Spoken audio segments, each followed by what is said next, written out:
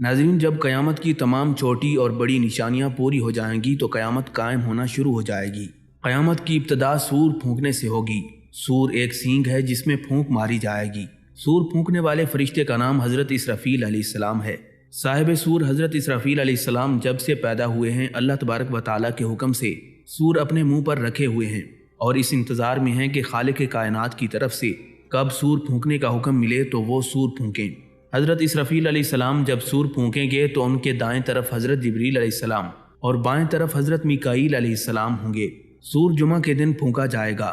سور کی آواز اس قدر شدید ہوگی کہ جو شخص بھی سور کی آواز سنے گا تو اپنی گردن ایک طرف جھکا لے گا اور دوسری طرف سے اٹھا لے گا، یعنی بے ہوش ہو کر زمین پر گر پڑے گا۔ سب سے پہلے جو شخص سور کی آواز سنے گا وہ آدمی ہوگا جو اپنے اونٹوں کے حوض کو درست کر رہا ہوگا۔ وہ سور کی آواز سنتے ہی گر پڑے گا اور دوسرے لوگ بھی جیسے جیسے آواز سنیں گے گرتے جائیں گے۔ سور کی آواز سننے والوں کو حضور نبی اکرم صلی اللہ علیہ وآلہ وسلم نے حسبنا اللہ و نعم الوکیل کہنے کی تاکید فرمائی ہے۔ سور 2 مرتبہ پھونکا جائے گا۔ پہلے سور کی آواز سنتے ہی لوگوں پر شدید گھبراہٹ طاری ہو جائے گی۔ جیسے جیسے سور کی آواز اونچی اور کرخت ہوتی جائے گی لوگ ہلاک ہونا شروع ہو جائیں گے اور پھر اللہ تعالیٰ کے علاوہ تمام ذی روح ہلاک ہو جائیں گے۔ آسمان پھٹ جائے گا اور پگھلے ہوئے تانبے کی طرح سرخ ہو جائے گا۔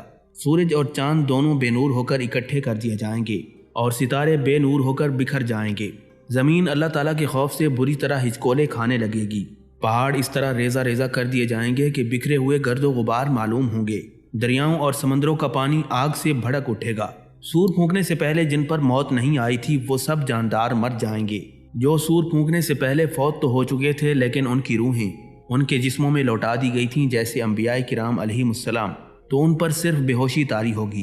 جنہیں اللہ پاک چاہے گا وہ بے ہوش بھی نہیں ہوں گے، جیسے 4 بڑے فرشتے، حوریں اور حضرت موسیٰ علیہ السلام، کیونکہ آپ علیہ السلام دنیا میں ایک بار بے ہوش ہو چکے تھے۔ اسی بے ہوشی کو اس کا بدلہ بنا دیا جائے گا۔ اسی طرح شہداء پر بھی سور پھونکے جانے کا کوئی اثر نہیں ہوگا۔ بعض چیزیں ایسی ہیں جو حضرت اسرافیل علیہ السلام کے سور پھونکنے سے بھی فنا نہیں ہوں گی۔ ان میں اللہ رب العزت کی ذات باری تعالیٰ، عرش و کرسی، لوح و قلم اور جنت و دوزخ، اور ان دونوں میں موجود تمام چیزیں اور ارواح بھی فنا نہیں ہوں گی۔ ناظرین، پہلی مرتبہ سور پھونکنے کی وجہ سے جب تمام مخلوق ختم ہو جائے گی اور صرف اللہ رب العزت کی ذات باقی رہ جائے گی تو اللہ تبارک و تعالیٰ آسمانوں کو اپنے دائیں دست قدرت میں لپیٹ کر ارشاد فرمائے گا، میں بادشاہ ہوں، دنیا میں جبار بننے والے آج کہاں ہیں؟ دنیا میں متکبر بننے والے آج کہاں ہیں؟ پھر اللہ تبارک و تعالیٰ بائیں دست قدرت سے زمین کو لپیٹ لے گا اور پوچھے گا، میں بادشاہ ہوں، دنیا میں جبار بننے والے آج کہاں ہیں اور دنیا میں متکبر بننے والے آج کہاں ہیں؟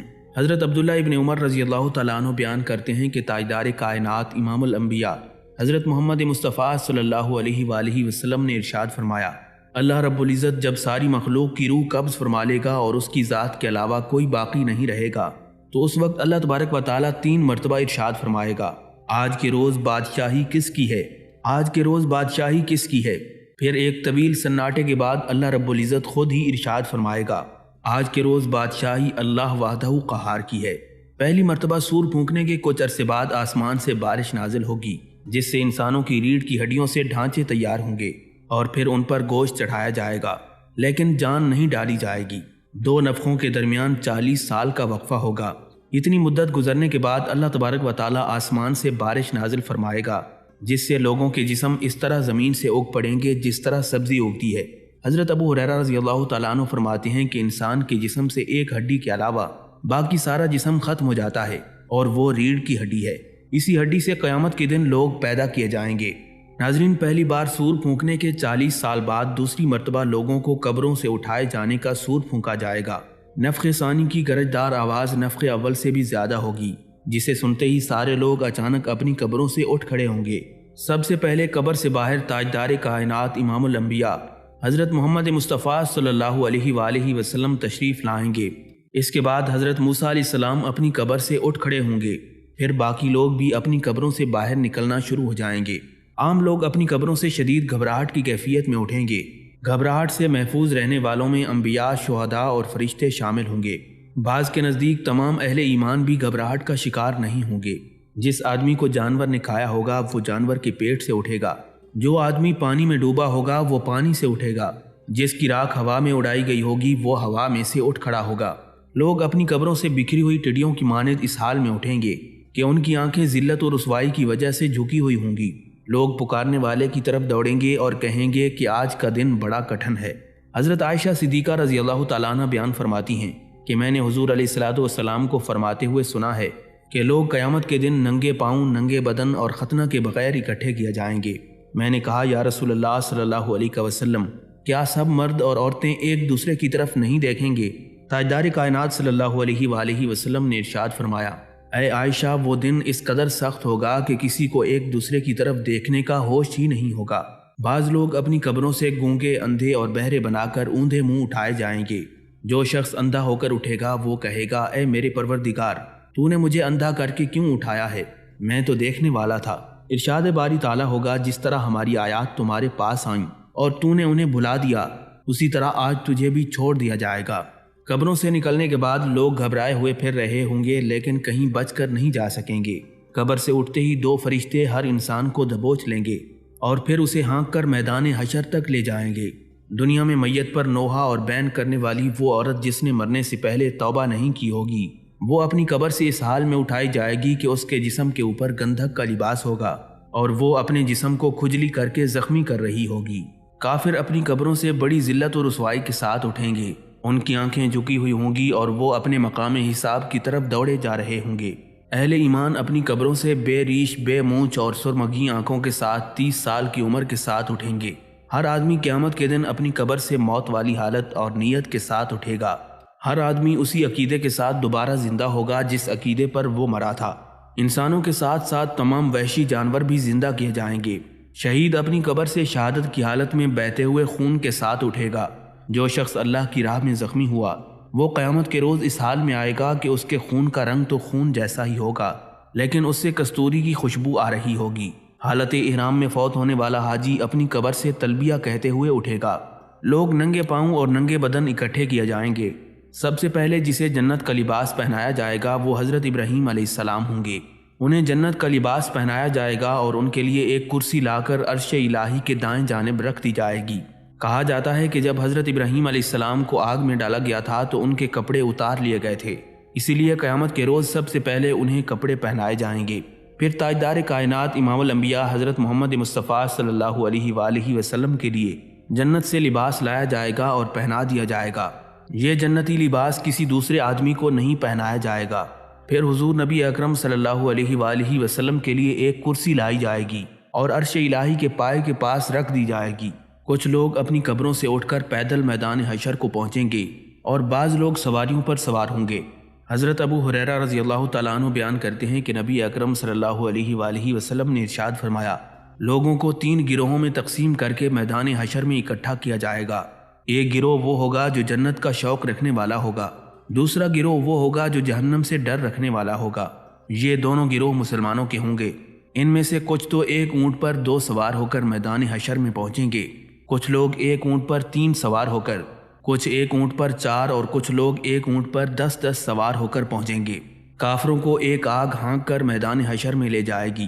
راستے میں جہاں کہیں یہ لوگ تھک ہار کر آرام کے لیے ٹھہریں گے تو وہ آگ بھی ٹھہر جائے گی، جہاں یہ لوگ رات بسر کرنے کے لیے ٹھہریں گے تو آگ بھی وہیں ٹھہر جائے گی، اور جب یہ لوگ چلنے لگیں گے تو آگ بھی ان کے پیچھے ہوگی۔ یاد رہے قیامت قائم ہونے سے پہلے بھی آگ لوگوں کو اکٹھا کر کے ملک شام کی طرف لے جائے گی۔ وہ آگ یمن کے شہر حضر موت سے ظاہر ہوگی اور قیامت کی نشانیوں میں سب سے آخری نشانی ہوگی۔ کچھ لوگ اندھے اور بہرے ہونے کے باوجود منہ کے بل چل کر میدان حشر میں پہنچیں گے۔ ایک روایت کے مطابق شام کا علاقہ میدان حشر ہوگا، جبکہ دوسری روایت کے مطابق میدان عرفات ہی میدان حشر ہوگا۔ حضرت انس بن مالک رضی اللہ تعالیٰ عنہ سے روایت ہے کہ ایک آدمی نے عرض کیا، اے اللہ کے نبی، کافر اپنے منہ کے بل کیسے چلایا جائے گا؟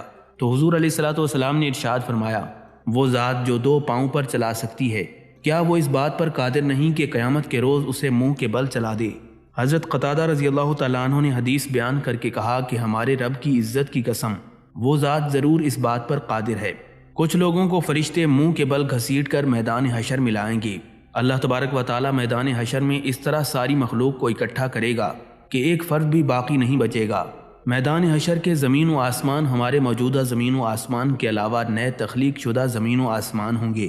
نئی زمین ہر طرح کے فسق و فجور اور ظلم سے پاک ہوگی اور اس پر تمام فیصلے عدل و انصاف کے مطابق ہوں گے۔ اس دن زمین اللہ رب العزت کے نور سے چمک رہی ہوگی۔ لوگ چمکدار خاکستری رنگ کی صاف ستھری زمین پر اکٹھے کیے جائیں گے جس پر کوئی نشیب و فراز نہیں ہوگا۔ دوسرے لفظوں میں زمین ایک صاف و شفاف اور چٹیل میدان کی طرح ہوگی۔ حضرت عبداللہ ابن مسعود رضی اللہ تعالیٰ عنہ کی روایت کردہ حدیث کے مطابق اس دن زمین سفید ہوگی جس پر کوئی خون نہیں بہایا گیا ہوگا اور جس پر کوئی گناہ بھی نہیں کیا گیا ہوگا۔ حضرت علی بن حسین رضی اللہ تعالیٰ عنہ کہتے ہیں کہ قیامت کے روز اللہ تبارک و تعالیٰ زمین کو ایک ہموار چمڑے کی شکل میں کھینچ دے گا اور اس پر لوگوں میں سے ہر ایک شخص کو 2 قدم رکھنے کی جگہ میسر آئے گی۔ حشر کی ہولناکی موت اور قبر کی سختی سے کہیں زیادہ ہوگی۔ حضرت انس بن مالک رضی اللہ تعالیٰ عنہ فرماتی ہیں کہ حضور نبی علیہ الصلوۃ والسلام نے ارشاد فرمایا، جب سے اللہ تبارک و تعالیٰ نے انسان کو پیدا کیا تب سے اس پر موت سے زیادہ سخت وقت کوئی نہیں آیا، اور پھر موت کے بعد کے مراحل بھی موت سے زیادہ سخت ہیں۔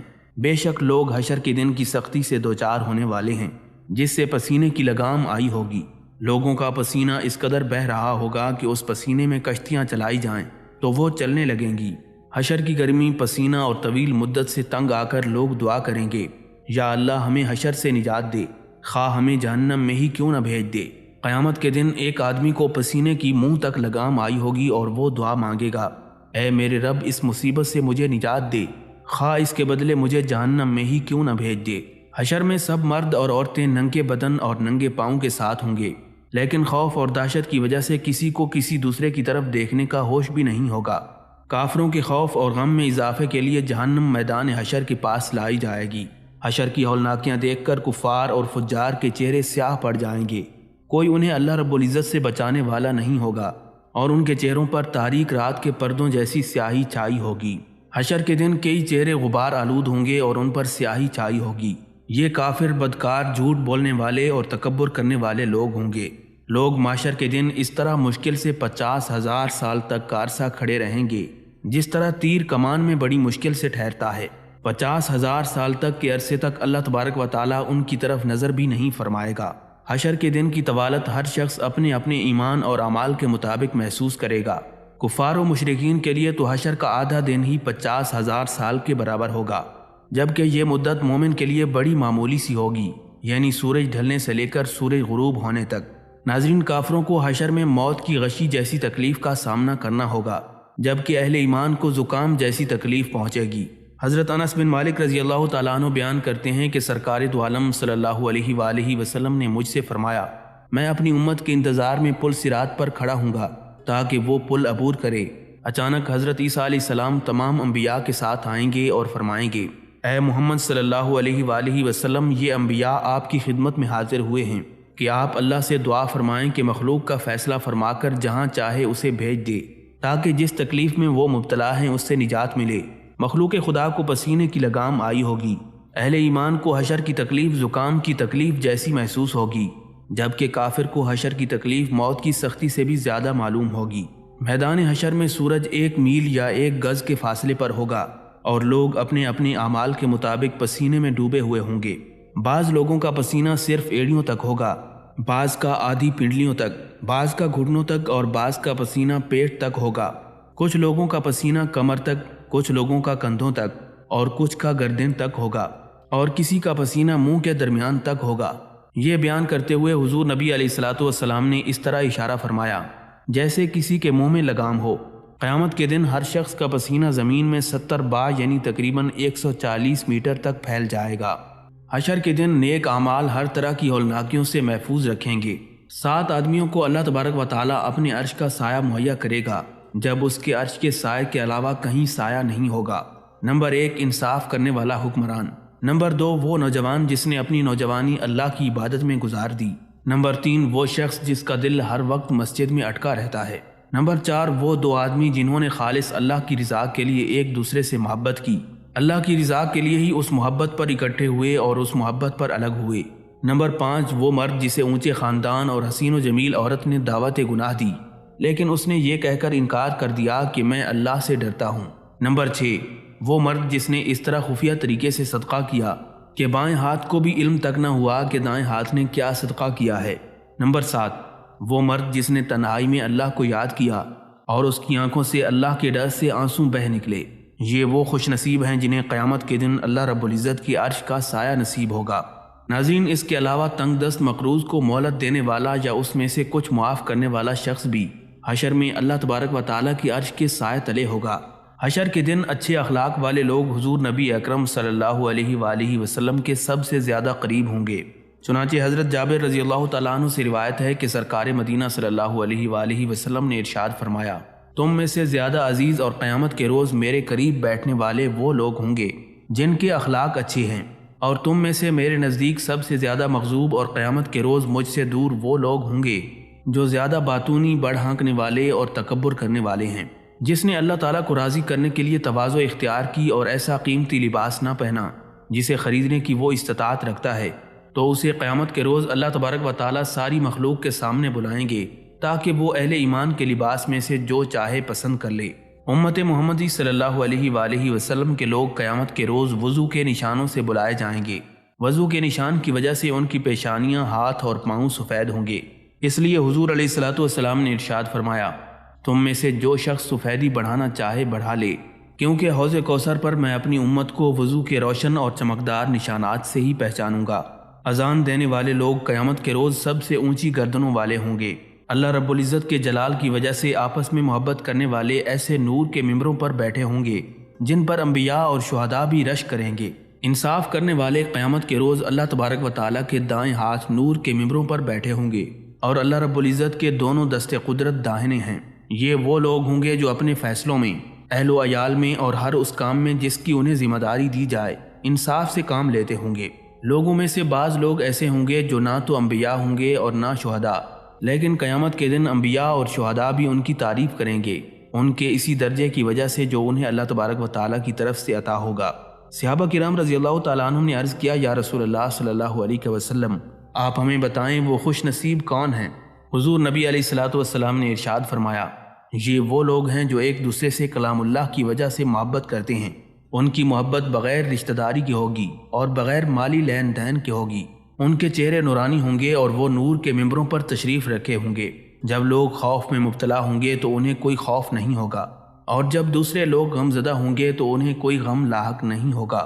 پھر نبی علیہ الصلوۃ والسلام نے یہ آیت تلاوت فرمائی، سنو اولیاء اللہ کے لیے نہ خوف ہوگا اور نہ غم۔ جو شخص دنیا میں انتقام لینے پر پوری طرح قادر تھا لیکن اس نے انتقام نہ لیا اور غصہ پی گیا، تو قیامت کے دن اللہ تبارک و تعالیٰ اسے ساری مخلوق کے سامنے بلائیں گے اور اسے حور عین منتخب کرنے کا اختیار دیا جائے گا کہ وہ جس سے چاہے نکاح کر لے۔ جس شخص نے کسی مومن سے دنیا کی مصیبتوں میں سے کوئی ایک مصیبت دور کی تو اللہ تعالیٰ اس کی آخرت کی مصیبتوں میں سے ایک مصیبت دور فرمائے گا، اور جس نے تنگ دست کو مہلت دی تو اللہ تعالیٰ اس کے لیے دنیا اور آخرت میں آسانی پیدا فرمائے گا۔ جس نے کسی مسلمان کے عیب پر پردہ ڈالا تو اللہ تبارک و تعالیٰ دنیا اور آخرت میں اس کے عیبوں پر بھی پردہ ڈالے گا۔ ناظرین، جو شخص سونے اور چاندی کا مالک ہوگا لیکن اس کا حق یعنی زکوٰۃ ادا نہیں کرے گا تو قیامت کے دن اس سونے اور چاندی کی تختیاں بنائی جائیں گی اور پھر ان کو جہنم کی آگ میں گرم کیا جائے گا۔ پھر جہنم کی ان تختیوں سے اس کے پہلو، پیشانی اور پیٹھ پر داغ لگائے جائیں گے۔ جب کبھی یہ تختیاں گرم کرنے کے لیے آگ میں واپس لے جائی جائیں گی تو دوبارہ عذاب دینے کے لیے لوٹائی جائیں گی۔ زکوٰۃ نہ دینے والے سے یہ سلوک سارا دن ہوتا رہے گا جس کا عرصہ 50,000 سال کے برابر ہے، یہاں تک کہ انسانوں کے فیصلے ہو جائیں گے، پھر وہ اپنا راستہ جنت کی طرف دیکھے یا دوزخ کی طرف۔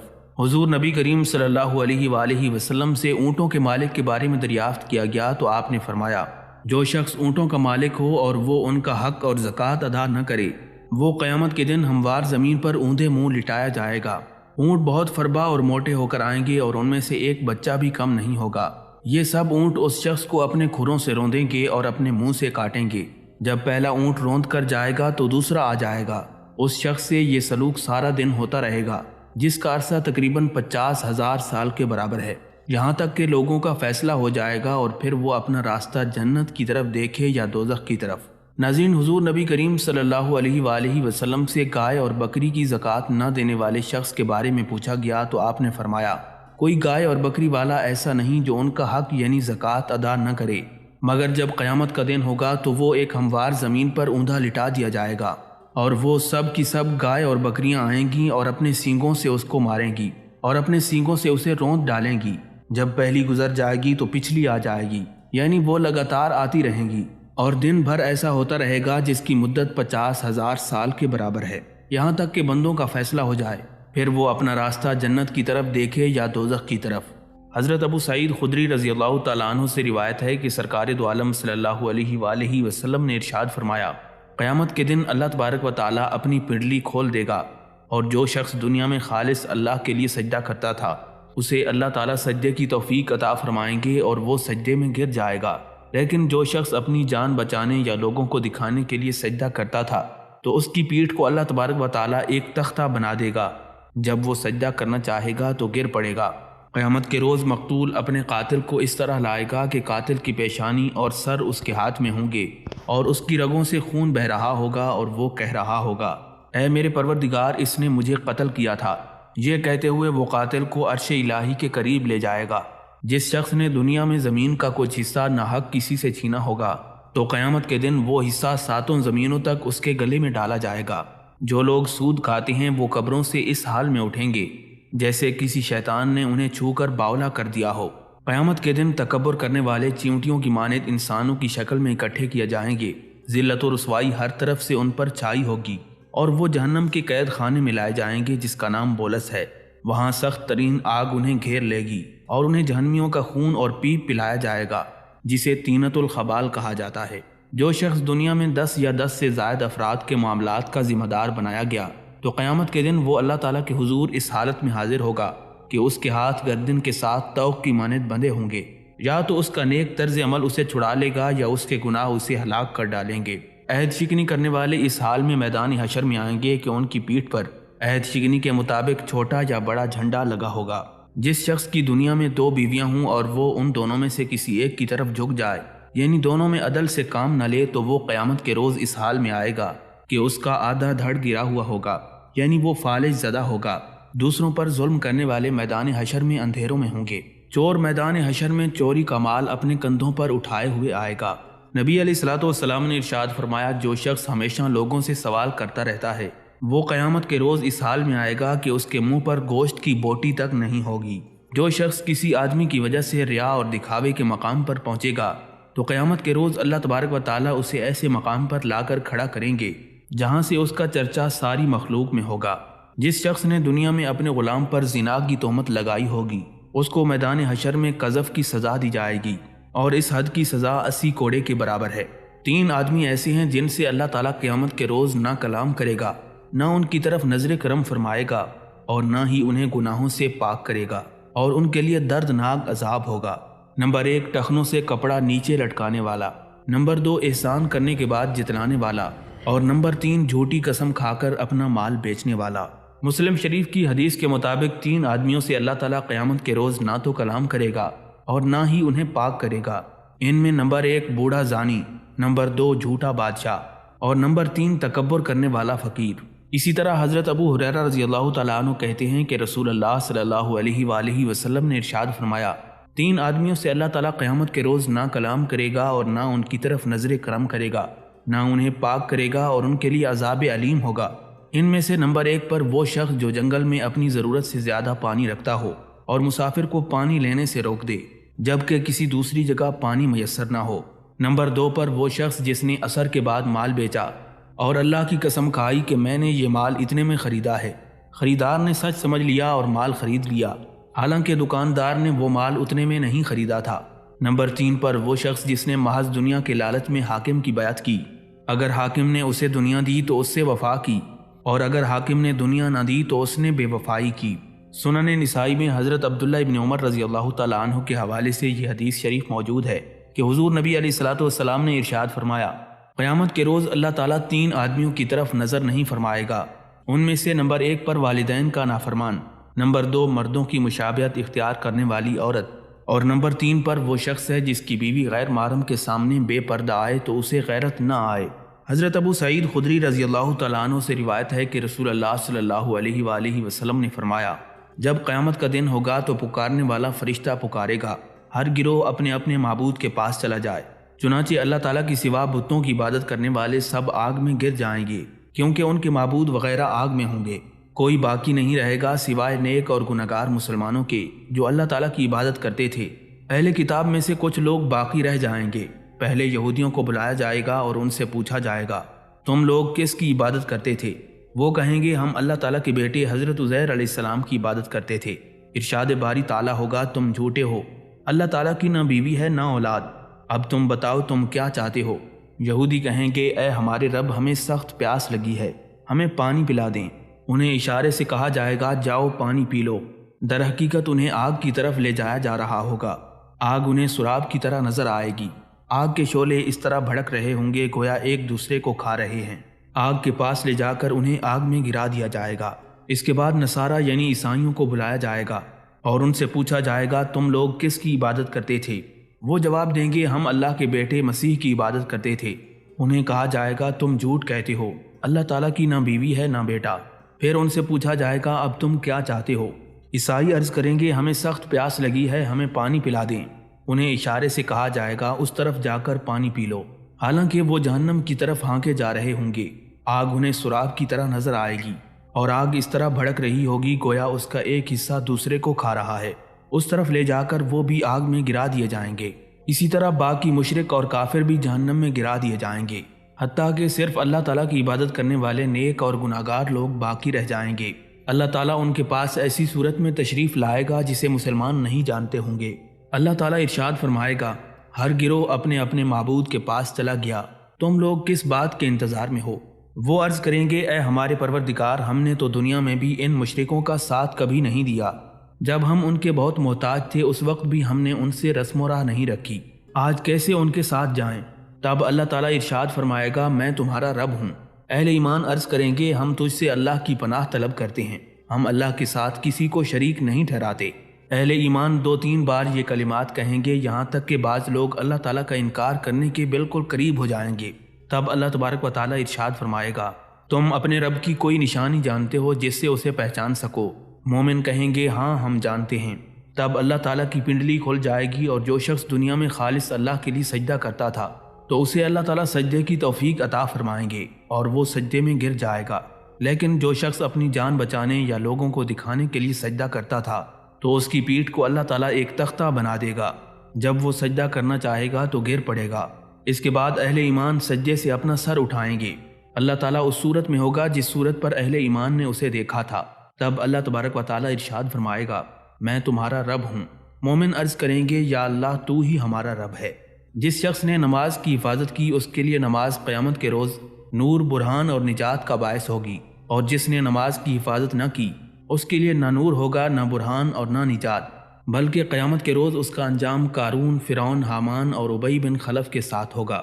حشر میں ہر آدمی اپنے اپنے نبی کے ساتھ ہوگا اور سب سے زیادہ لوگ حضرت محمد مصطفیٰ صلی اللہ علیہ وآلہ وسلم کے ساتھ ہوں گے۔ قیامت کے روز ہر نبی کے لیے نور کا ایک منبر ہوگا اور تاجدار کائنات امام الانبیاء صلی اللہ علیہ وآلہ وسلم سب سے زیادہ نورانی منبر پر جلوہ افروز ہوں گے۔ حضرت ابو سعید خدری رضی اللہ تعالیٰ عنہ کہتے ہیں کہ سرکار مدینہ صلی اللہ علیہ وآلہ وسلم نے فرمایا قیامت کے روز میں اولاد آدم کا سردار ہوں گا، اور یہ بات میں فخر سے نہیں کہہ رہا بلکہ حقیقت بیان کرنے کے لیے کہہ رہا ہوں۔ میرے ہاتھ میں حمد کا جھنڈا ہوگا۔ اس روز آدم علیہ السلام سے لے کر مجھ تک کوئی نبی ایسا نہیں ہوگا جو میرے جھنڈے کے نیچے نہ ہو۔ میدان حشر میں اہل ایمان کو یہ انتہائی گھبراہٹ کا وقت غمگین نہیں کرے گا، اور فرشتے آگے بڑھ بڑھ کر ان سے ملیں گے اور کہیں گے یہی ہے وہ دن جس کا تم سے وعدہ کیا گیا تھا۔ اہل ایمان کی خوشیوں میں مزید اضافہ کرنے کے لیے میدان حشر میں ہی انہیں جنت دکھا دی جائے گی۔ حشر میں اہل ایمان کے چہرے روشن، تر و تازہ اور حشاش بشاش ہوں گے۔ مومنین کے لیے نور کی کرسیاں رکھی جائیں گی، بادل ان پر سایہ فگن ہوں گے، اور اہل ایمان کے لیے حشر کا طویل دن ایک گھڑی کے برابر ہوگا۔ عدالت قائم ہونے سے پہلے آسمان پھٹ جائے گا، فضا میں ہر طرف بادل پھیل جائیں گے، اور حق تعالیٰ فرشتوں کی مائیت میں میدان حشر میں نزول اجلال فرمائیں گے۔ عدالت الہی کے اطراف و جوانب میں فرشتے کھڑے ہوں گے۔ حق تعالیٰ کا عرش 8 فرشتے اٹھائے ہوں گے اور کچھ فرشتے صفیں بنا کر حاضر ہوں گے۔ امت محمدیہ کو اسلام پہنچانے کی گواہی خود رسول اکرم صلی اللہ علیہ وآلہ وسلم دیں گے۔ دیگر امتوں کے انبیاء کرام بھی اپنی اپنی امتوں کو اللہ تعالیٰ کا پیغام پہنچانے کی گواہی دیں گے۔ جو امتیں اپنے انبیاء کو جھٹلانے کی کوشش کریں گی تو ان انبیاء کے حق میں امت محمدیہ کے علماء و فضلاء گواہی دیں گے کہ ان انبیاء نے واقعی اللہ کا دین اپنی اپنی امت تک پہنچا دیا تھا۔ حضرت ابو سعید خدری رضی اللہ تعالیٰ عنہ کہتے ہیں کہ حضور علیہ الصلوۃ والسلام نے ارشاد فرمایا قیامت کے روز حضرت نوح علیہ السلام کو پکارا جائے گا تو وہ عرض کریں گے، اے میرے پروردگار، میں آپ کا حکم بجا لینے کے لیے حاضر ہوں۔ اللہ تبارک و تعالیٰ ارشاد فرمائے گا، کیا تو نے میرا پیغام لوگوں تک نہیں پہنچایا تھا؟ حضرت نوح علیہ السلام عرض کریں گے، یا اللہ پہنچایا تھا۔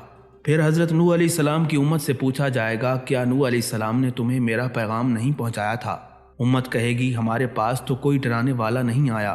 اللہ تعالیٰ حضرت نوح علیہ السلام سے پوچھے گا، کیا تمہارے پاس کوئی گواہ ہے؟ حضرت نوح علیہ السلام عرض کریں گے، محمد مصطفیٰ صلی اللہ علیہ وآلہ وسلم اور ان کی امت میرے گواہ ہیں۔ چنانچہ امت محمدیہ صلی اللہ علیہ وآلہ وسلم کے لوگ گواہی دیں گے کہ حضرت نوح علیہ السلام نے یقیناً اللہ کا پیغام اپنی امت تک پہنچایا تھا۔ اس کے علاوہ ملائکہ، انبیاء، اولیاء، صلحاء اور شہداء بھی عدالت الہی میں گواہ ہوں گے۔ زمین اپنے رب کے نور سے روشن ہو جائے گی، نامہ اعمال لایا جائے گا۔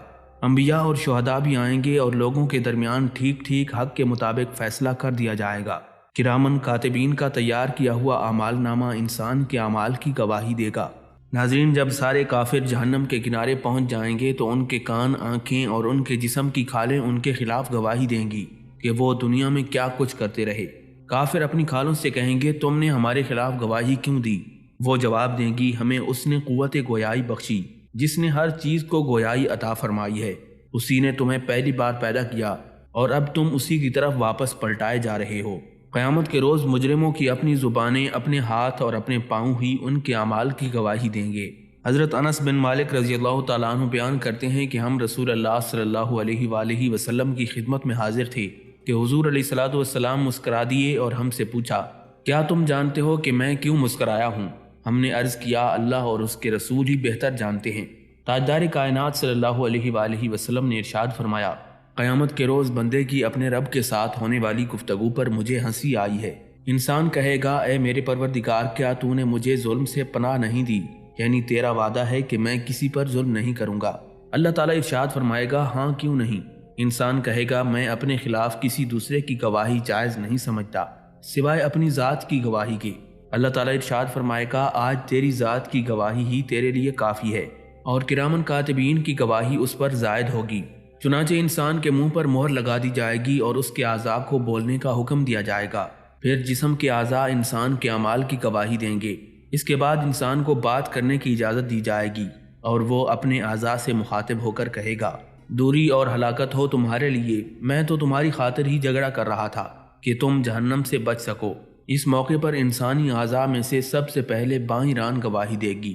قیامت کے روز مؤذن کی اذان سننے والے انسان، شجر اور حجر سارے گواہی دیں گے۔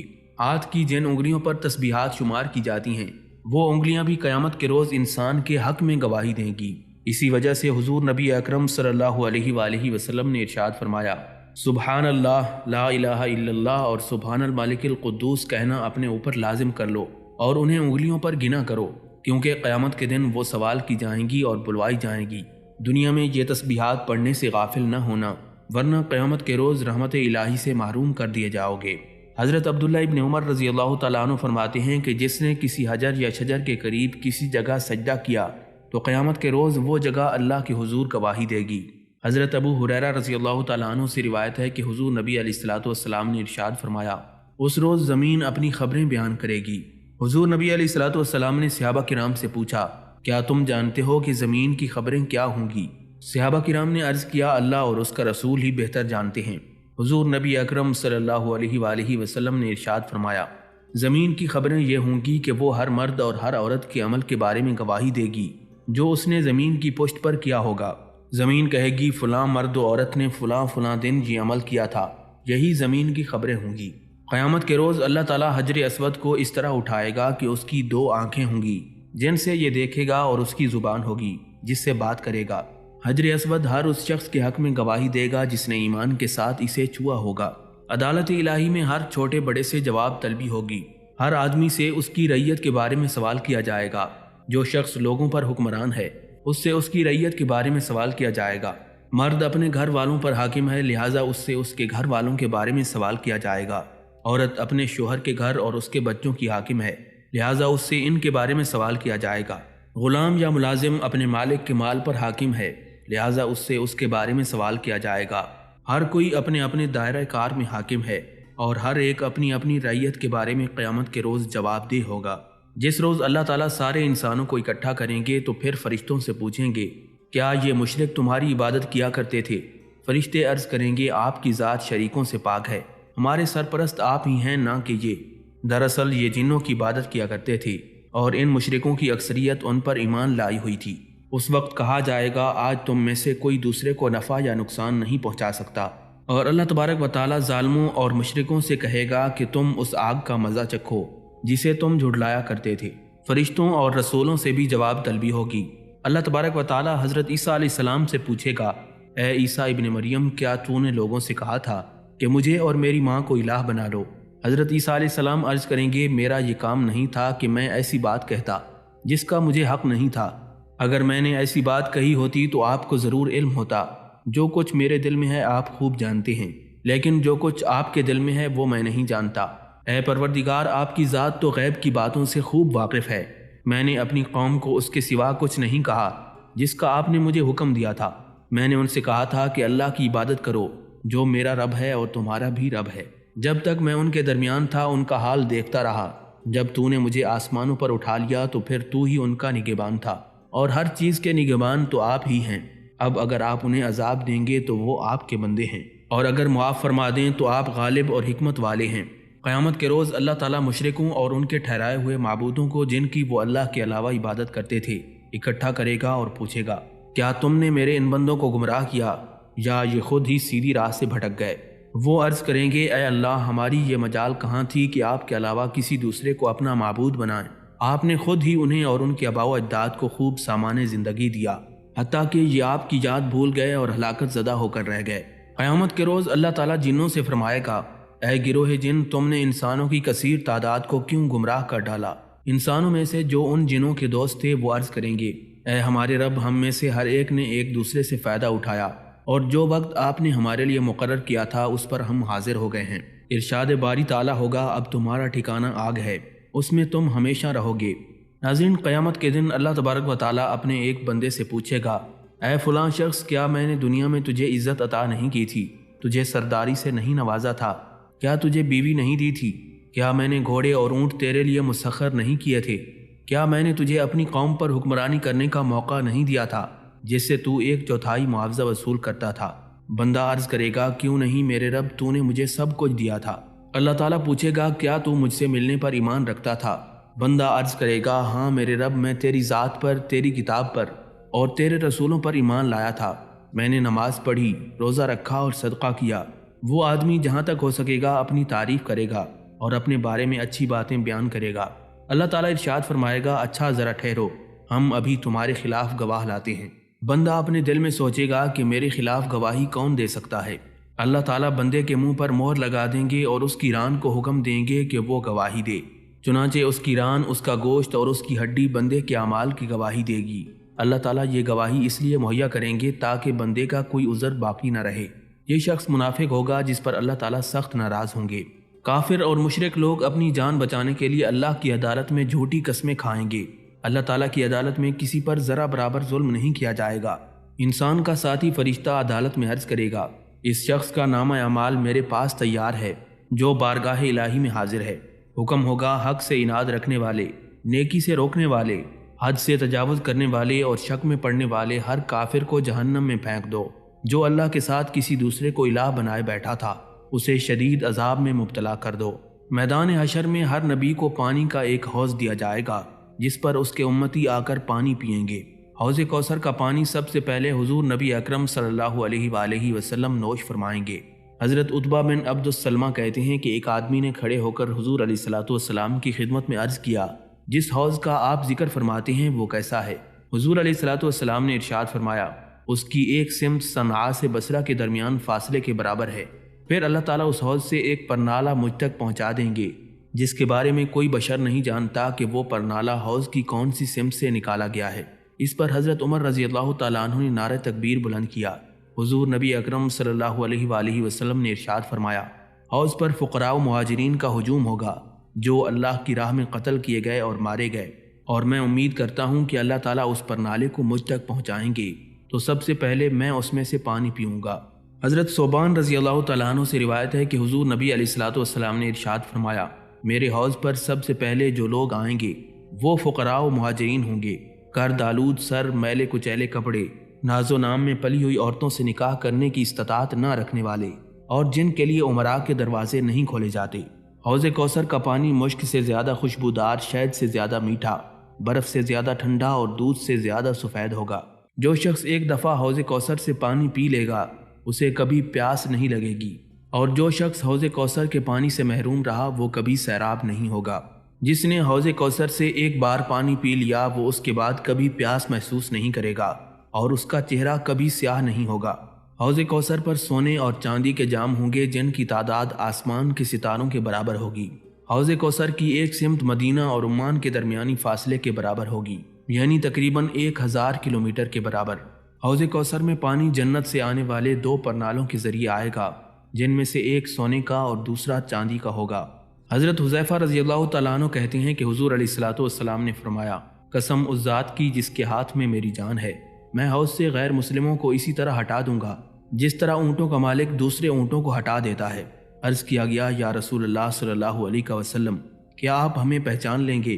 حضور نبی علیہ الصلوۃ والسلام نے ارشاد فرمایا، ہاں، تم میرے پاس آؤ گے تو وضو کی وجہ سے تمہارے ہاتھ، پاؤں اور پیشانیاں چمک رہی ہوں گی، یہ صرف تمہارے علاوہ کسی دوسری امت میں نہیں ہوگی۔ حضرت ابو ہریرہ رضی اللہ تعالیٰ عنہ سے روایت ہے کہ رسول اکرم صلی اللہ علیہ وآلہ وسلم نے فرمایا، میں حوض کوثر پر کھڑا ہوں گا کہ لوگوں کی ایک جماعت میرے سامنے آئے گی، میں انہیں پہچان لوں گا کہ یہ میرے امتی ہیں۔ اتنے میں میرے اور ان کے درمیان ایک شخص نمودار ہوگا، وہ اللہ تبارک و تعالیٰ کا بھیجا ہوا فرشتہ ہوگا۔ وہ اس جماعت سے کہے گا، ادھر آؤ۔ میں کہوں گا، انہیں کہاں لے جا رہے ہو؟ وہ شخص کہے گا، میں انہیں جہنم میں لے جا رہا ہوں۔ میں پوچھوں گا، ان کا جرم کیا ہے؟ وہ جواب دے گا، آپ کے بعد یہ لوگ اپنی ایڑیوں کے بل یعنی دین اسلام سے پھر گئے تھے۔ پھر ایک دوسری جماعت میرے سامنے آئے گی، حتیٰ کہ میں انہیں بھی پہچان لوں گا کہ یہ میرے امتی ہیں۔ اتنے میں میرے اور ان کے درمیان ایک آدمی حائل ہو جائے گا اور کہے گا، اے جماعت، تم ادھر آؤ۔ انہیں حوض کوثر سے واپس لے جائے گا۔ میں کہوں گا، انہیں کہاں لے جاؤ گے؟ وہ جواب دے گا، جہنم کی طرف۔ اللہ کی قسم، انہیں جہنم کی طرف لے جا رہا ہوں۔ میں پوچھوں گا، ان کا جرم کیا ہے؟ وہ کہے گا، یہ لوگ آپ کے بعد اسلام سے پھر گئے تھے، اور میں سمجھتا ہوں کہ لاوارث اونٹ کی طرح ان میں سے کوئی بھی جہنم سے نہیں بچے گا۔ ناظرین، بدعتی لوگ بھی حوض کوثر کے پانی سے محروم رہیں گے۔ جھوٹے اور ظالم حکمرانوں سے تعاون کرنے والے بھی حوض کوثر کے پانی سے محروم رہیں گے۔ میدان حشر میں طویل مدت تک بھوکے پیاسے، شدید گرمی اور بدبودار پسینے میں شرابور لوگ تنگ آ کر کبار انبیاء کرام علیہم السلام کی خدمت میں حاضر ہوں گے کہ وہ اللہ تعالیٰ سے حساب کتاب شروع کرنے کی سفارش کریں۔ تمام انبیاء کرام سفارش کرنے سے انکار کر دیں گے۔ آخر میں تاجدار کائنات امام الانبیاء کی خدمت میں لوگ حاضر ہوں گے، اور آپ صلی اللہ علیہ وآلہ وسلم اللہ تعالیٰ کی بارگاہ میں حساب کتاب شروع کرنے کے لیے سفارش کریں گے۔ اسے شفاعت کبریٰ یا شفاعت عظمیٰ کہا جاتا ہے۔ حضرت انس بن مالک رضی اللہ تعالیٰ عنہ سے روایت ہے کہ حضور نبی اکرم صلی اللہ علیہ وآلہ وسلم نے ارشاد فرمایا، قیامت کے روز لوگ اکٹھے ہوں گے اور کہیں گے، ہمیں اپنے رب کے حضور کسی سے سفارش کروانی چاہیے تاکہ اللہ تعالیٰ ہمیں حشر کی تکلیف سے نجات دے۔ چنانچہ لوگ حضرت آدم علیہ السلام کے پاس آئیں گے اور عرض کریں گے، آپ کو اللہ تبارک و تعالیٰ نے اپنے دست قدرت سے پیدا کیا، اپنی روح پھونکی اور فرشتوں کو حکم دیا کہ آپ کو سجدہ کریں۔ آج ہمارے رب کے حضور ہمارے لیے سفارش کر دیں کہ وہ حساب کتاب شروع کرے اور حشر کی تکلیف سے ہمیں نجات دے۔ حضرت آدم علیہ السلام فرمائیں گے، میں اس کے لائق نہیں، تم حضرت نوح علیہ السلام کے پاس جاؤ، وہ اللہ کے بھیجے ہوئے سب سے پہلے رسول ہیں۔ لوگ حضرت نوح علیہ السلام کے پاس حاضر ہوں گے تو وہ کہیں گے، آج میں تمہارے کسی کام نہیں آ سکتا۔ تم لوگ حضرت ابراہیم علیہ السلام کے پاس جاؤ۔ چنانچہ لوگ حضرت ابراہیم علیہ السلام کے پاس آئیں گے تو وہ بھی کہیں گے، آج میں تمہارے کسی کام نہیں آ سکتا۔ تم حضرت موسیٰ علیہ السلام کے پاس جاؤ، اللہ تعالیٰ نے انہیں دنیا میں براہ راست کلام سے نوازا تھا۔ پھر لوگ حضرت موسیٰ علیہ السلام کے پاس حاضر ہوں گے تو وہ کہیں گے، آج میں تمہارے کسی کام نہیں آ سکتا، لہٰذا حضرت عیسیٰ علیہ السلام کے پاس جاؤ۔ لوگ حضرت عیسیٰ علیہ السلام کے پاس ہوں گے تو وہ بھی یہی جواب دیں گے، آج میں تمہارے کسی کام نہیں آ سکتا۔ تم لوگ محمد صلی اللہ علیہ وآلہ وسلم کے پاس چلے جاؤ۔ پھر لوگ تاجدار کائنات صلی اللہ علیہ وآلہ وسلم کے پاس آئیں گے۔ حضور نبی علیہ الصلوۃ والسلام اللہ تعالیٰ سے باریابی کی اجازت طلب کریں گے اور اپنے رب کے حضور سجدے میں گر پڑیں گے۔ اللہ تعالیٰ جتنی مدت تک چاہے گا حضور علیہ السلام کو سجدے میں پڑا رہنے دے گا۔ پھر کہا جائے گا، اے محمد صلی اللہ علیہ وسلم، سر اٹھاؤ، تم سوال کرتے جاؤ، تمہیں عطا کر دیا جائے گا، تم بات کرو، تمہاری بات سنی جائے گی، تم سفارش کرو، تمہاری سفارش قبول کی جائے گی۔ پھر حضور نبی علیہ الصلوۃ والسلام اپنا سر مبارک اٹھائیں گے اور اللہ رب العزت کی حمد و ثنا کریں گے، اور پھر اس کے بعد حضور نبی اکرم صلی اللہ علیہ وآلہ وسلم بارگاہ رب ذوالجلال میں لوگوں کے لیے سفارش کریں گے۔ شفاعت کبریٰ کے لیے حضور نبی علیہ الصلوۃ والسلام جنت کا دروازہ کھلوائیں گے اور اللہ تعالیٰ کے عرش کے نیچے پہنچ کر سجدے میں گر پڑیں گے، اللہ تعالیٰ کی دیر تک حمد و ثنا کریں گے۔ پھر نبی علیہ الصلوۃ والسلام کو سفارش کی اجازت مل جائے گی۔ شفاعت کبریٰ کے نتیجے میں سب سے پہلے امت محمدیہ کے 49 لاکھ افراد بلا حساب و کتاب جنت میں داخل ہوں گے۔ پھر حضور نبی اکرم صلی اللہ علیہ وآلہ وسلم کی سفارش کے نتیجے میں جو کے برابر ایمان رکھنے والے مسلمان جہنم سے نکالے جائیں گے۔ پھر چیونٹی یا رائی کے برابر ایمان رکھنے والے مسلمان جہنم سے نکالے جائیں گے، اور آخر میں چیونٹی یا رائی سے بھی کم ایمان رکھنے والے مسلمان جہنم سے نکال لیے جائیں گے۔ کبیرہ گناہوں کے مرتکب مسلمانوں کے لیے جہنم میں چلے جانے کے بعد بھی حضور نبی اکرم صلی اللہ علیہ وآلہ وسلم ان کے لیے سفارش کریں گے اور وہ جنت میں داخل ہوں گے۔ حضور نبی اکرم صلی اللہ علیہ وآلہ وسلم کی سفارش کے بعد دیگر انبیاء کرام، فرشتے، اولیاء، صلحاء اور شہداء بھی سفارش کریں گے۔ شہید اپنے قریبی رشتہ داروں میں سے 70 افراد کی سفارش کرے گا۔ ایماندار لوگ جنت میں داخل ہونے کے بعد اپنی جان پہچان والوں کے لیے سفارش کریں گے اور انہیں جہنم سے نکال کر جنت میں لے جائیں گے۔ بعض اہل ایمان 2 اور 3 آدمیوں کی سفارش کریں گے۔ روزہ اور قرآن مجید بھی سفارش کرے گا۔ سورہ بقرہ، سورہ آل عمران اور سورہ ملک بھی اپنے پڑھنے والوں کے لیے سفارش کریں گی۔ نیک اولاد بھی والدین کے لیے سفارش کرے گی۔ حضور نبی علیہ الصلوۃ والسلام کی سفارش سے امت محمدیہ کی اتنی تعداد جنت میں چلی جائے گی کہ جنت کی آدھی آبادی امت محمدیہ صلی اللہ علیہ وآلہ وسلم کی ہوگی۔ حضور نبی علیہ الصلوۃ والسلام کی سفارش سے امت محمدیہ کے اتنے آدمی جنت میں داخل ہوں گے کہ حضور علیہ الصلوۃ والسلام خوش ہو جائیں گے۔ رسول اکرم صلی اللہ علیہ وآلہ وسلم صرف اس شخص کے لیے سفارش فرمائیں گے جو مرتے دم تک عقیدہ توحید پر قائم رہا۔ یاد رہے کہ اللہ تبارک و تعالیٰ کی اجازت کے بغیر کوئی نبی، ولی یا شہید سفارش کرنے کی جرات نہیں کر سکے گا۔